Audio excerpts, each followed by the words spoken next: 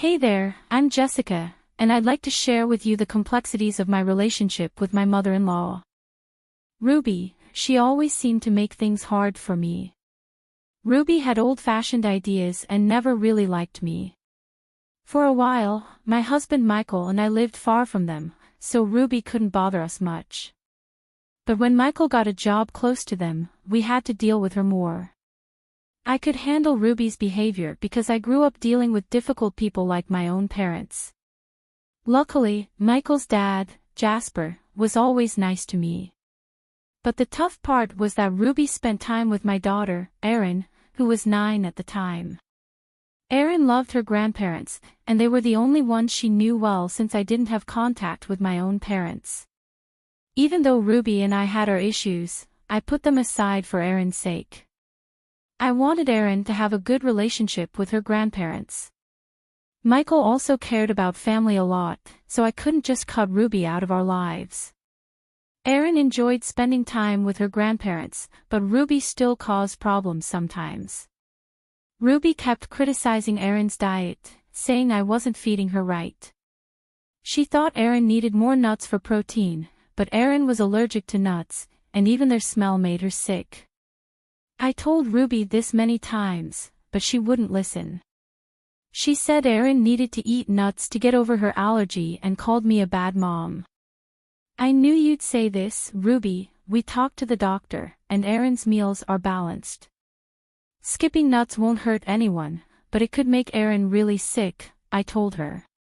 Even after explaining and listening to the doctor, Ruby didn't change her mind. She thought exposing Erin to nuts would help her allergies. I was tired of arguing with her and tired of being called a bad mom. Ruby even tried to get Erin to eat nuts, but Erin knew better and always said no.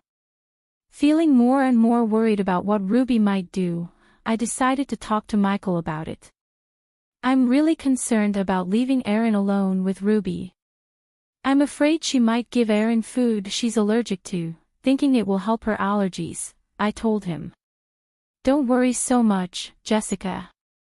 My mom might have old-fashioned ideas, but she knows her boundaries, and Dad is always there to step in if things get out of hand. Erin loves being with her grandparents, and we can't just stop her from seeing them, Michael said, trying to reassure me. But Ruby keeps ignoring Erin's allergies. I'm genuinely scared for Erin's safety whenever she's with them without me. We need to talk about this. I can't keep worrying like this, I insisted. Relax, Jessica. There's no need to stop Erin from seeing my parents just because of this small issue. Erin loves being with them, you know. And if you're worried about Mom, I'll talk to her. She'll listen to me, Michael assured me. His words made sense. Erin really enjoyed being with her grandparents, so I couldn't bring myself to stop her if she had ever said she didn't want to see them. I would have respected her decision, but I didn't realize that even Michael couldn't change Ruby's behavior. Things came to a head at Erin's 11th birthday party. Jasper and Ruby were invited, and they said they'd come. Ruby seemed really excited, which made me uneasy, though I didn't know why.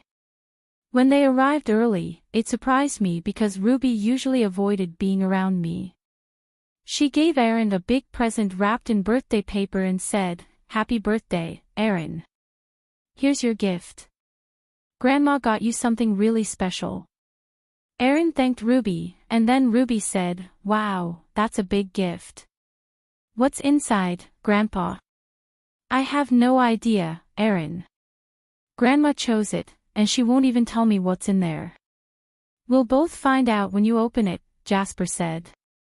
"Come on, open Grandma's gift and see what she got you. I bet you'll love it, sweetie." "I'll be your favorite grandma ever," Ruby said excitedly. "I can't wait to see what you got me, Grandma.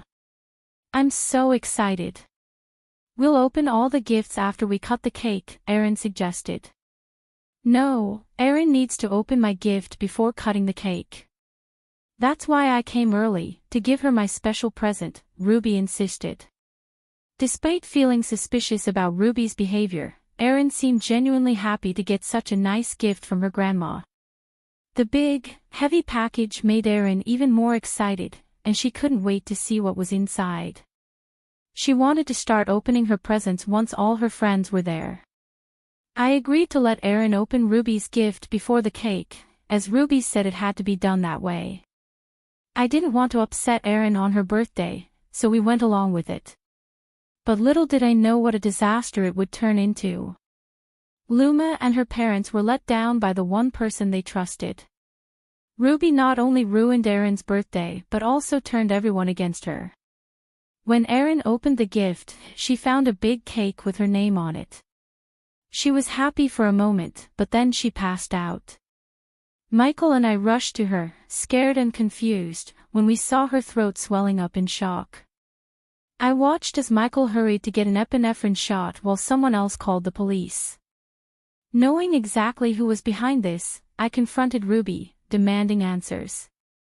What on earth did you put in Erin's cake? What's in it? I asked, my voice shaking with anger and fear. Ruby pretended she didn't know anything, saying, I didn't do anything, Jessica. It's just a regular cake. I have no idea what's happening. Maybe something you did caused Erin to faint. You've been neglecting her nutrition despite my warnings, and now she's paying the price. Don't try to blame me. Erin was fine just a moment ago, and now she's having an allergic reaction. Tell me what you did to her, Ruby.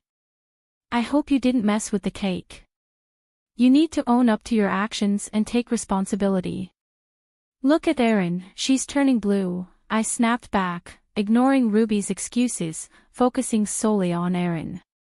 I hurried over with the epinephrine I always kept on hand for emergencies. Although Erin's swelling went down a bit, she remained unconscious.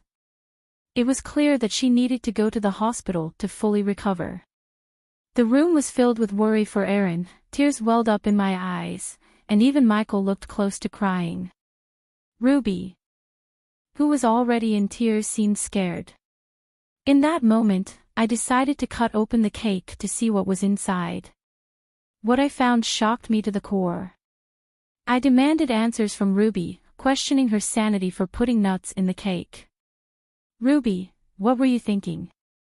You ignored my warnings and put nuts in the cake, putting Erin's health at risk. How could you be so careless? I only wanted to help Erin, not hurt her. I didn't like that Jessica was so strict about Erin's diet. While it's true Erin might have reactions sometimes, I thought gradually giving her nuts could help, Ruby argued. My frustration boiled over when I confronted Jessica, saying, Are you crazy? Our daughter is allergic to nuts. She could have died from this reaction. Who gave you the right to decide how to handle her allergies? Look at the mess you've made. I'm Erin's grandma, and I have the right to take care of her. She'll be fine. You're all overreacting. You're just trying to scare me for no reason. I'm sure this is all part of Mila's plan to make me look bad. But listen, Ruby, if things go my way today, you'll be in big trouble. Right now, all I care about is Erin's health, I said firmly. Just then, the ambulance arrived with paramedics. They took care of Erin and took her to the hospital with us following closely. The doctors told us Erin would need time to wake up and would have to stay at the hospital for a day or two. We were all overwhelmed with emotion. I broke down in the hospital, finding comfort in Michael's arms. After calming down, I called Jasper to let everyone know that Erin was no longer in danger. When I hung up, I turned to Michael and expressed my anger, saying, I'll never forgive Ruby for what she did today. She could have put our daughter's life at risk. I've been thinking about how serious this is. It's unbelievable, something I wouldn't have believed if I hadn't seen it myself. My mom has become someone I don't even recognize anymore. She did all of this just to make me look like a bad mom. She acted like she cared about Erin's happiness, but she never thought about how dangerous it was for Erin. Even after everything, she still says I planned it all.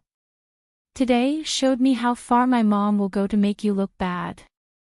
I'm so sorry I didn't see it sooner and didn't do more to keep her away from us. I need to protect Erin from my mom's bad influence. I failed as a husband and as a father. Michael was starting to realize how serious the situation was, and Jasper, who had always been a good grandfather, was clearly affected by Ruby's actions. This time, she went too far. Even though she'd gotten away with things before, we weren't going to let her off easy this time. We decided then and there that we couldn't let Ruby keep hurting Erin. Her actions were a threat to Erin's safety, and we couldn't allow her to keep causing trouble in our lives. Ruby was no longer welcome in our family. We were determined to protect Erin and make sure she grew up in a safe and loving environment.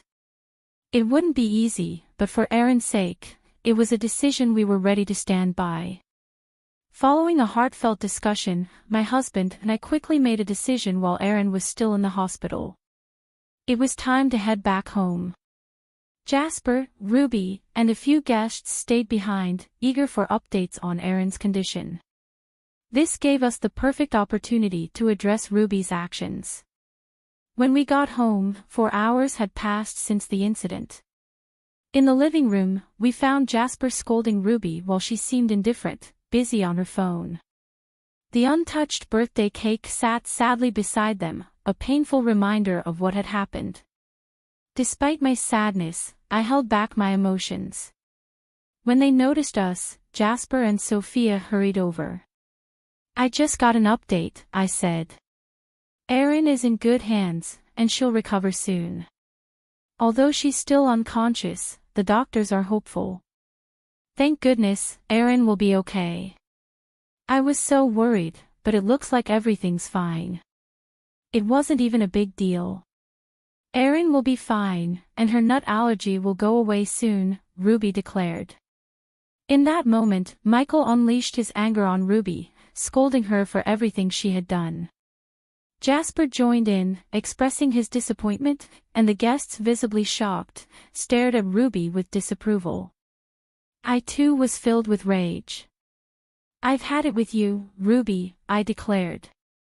We've given you so many chances to change.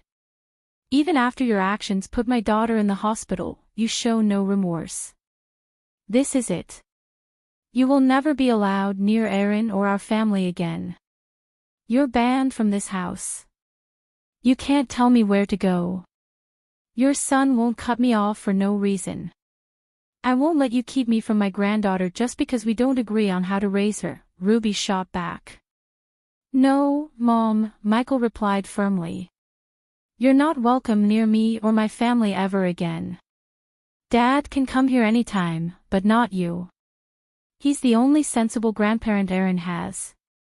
He's done his best to keep Erin safe. But today, you put Erin in the hospital and acted like it was the right thing to do. I can't let someone so heartless be around my daughter. Ruby couldn't believe her own son was turning against her. She could always trust Michael to support her, not realizing he was being rational, unlike her. Even the guests started criticizing her. Ruby felt trapped with no one on her side, not even Jasper. In desperation, she screamed at us, blaming me for setting her up. This is all your fault, Jessica. You turned everyone against me. I'll never forgive you for this. You should be begging for our forgiveness. Your actions have ruined your reputation and kept you from Erin.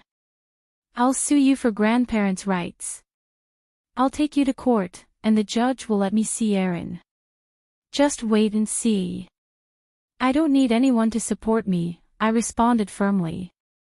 You're not going to have much luck getting grandparents' rights from jail. I'm sure the judge would find it pretty funny to have a criminal asking for visitation after putting her own granddaughter in danger. What are you talking about, Jessica? Why would I go to jail? I didn't do anything wrong. Ruby protested. Didn't do anything. I shot back. What you did is a crime, Ruby. You can be arrested for knowingly exposing a child to allergens. It's considered a form of poisoning. Maybe you didn't realize it, but Michael and I did. We've already called the police on you, and look, here they come now to arrest you. Ruby, in denial, insisted, no, you're lying. This can't be happening. You can't arrest me for this. Ruby's panicked expression showed her desperation as she begged us not to send her to jail. Tears flowed down her face, and she started to panic. Just then, 2 officers came in and told her she was under arrest. She clung to her hands, begging us not to send her to jail. Michael remained unmoved, telling the cops to take her away, while I gave Ruby a cold look, showing that her deceitful game was over. In a last attempt, she turned to Jasper for help, begging him to do something. Jasper, please. You can't let your wife get arrested like this, she pleaded. But Jasper stood firm, saying, when my wife does something truly terrible and shows no remorse, I won't protect her. I've warned you for years to change, and you never listened. Today, you put our granddaughter in danger. I was only trying to protect her, not realizing it would hurt her so badly. Please, Jasper. I'm your wife. You have to help me, Ruby pleaded desperately. But Michael stood by his decision, saying firmly, Ruby, I've already cut you out of my life. It's the right thing to do, and I plan to do the same tomorrow. I'll talk to a divorce lawyer. I want to end this as soon as possible. I won't stay with someone like you. I'll protect my granddaughter and my kids from you. Ruby was shocked and pleaded desperately, no, no, no, Jasper, you can't do this to me. I'm your wife. Ignoring her, Jasper told the cops to take her away. Ruby continued crying and begging for help, bringing a tumultuous end to an event that had long concluded. A sense of peace washed over me as Michael, Jasper, and I went back to the hospital after the other guests left, clearly upset by Ruby's actions. They promised to tell everyone what she had done. The next day, Erin woke up feeling much better, but she was terrified of Ruby. Erin cried and begged us to keep her away from her grandmother, saying how Ruby had tried to make her eat things she was allergic to. To help Erin deal with her feelings, we got her a therapist. At the same time, Michael and I started going to therapy together to work on our communication as a family. Having Jasper's support was really important for all of us. With his help, we started to heal and grow stronger as a family. Ruby's life took a sharp turn for the worse after the incident. Her actions caught up with her, and she faced serious consequences. Once her own family found out what she had done, they scolded her and cut ties with her.